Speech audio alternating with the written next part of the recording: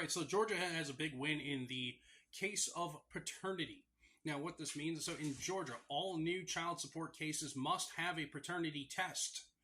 Also in Florida, any paternity that is questioned must mandatorily gain a paternity test. There are also 33 other states passing legislation, or at least attempting to pass legislation, to make paternity tests mandatory at the time of birth. So, if you're not sure how this affects the population, it's quite simple. One, what used to be 30% of paternity tests, now that they're being given out more frequently, is now 47% of the time the father is not the father. That means there's a 50-50 chance. Ladies, you're literally being called out for your actions by science.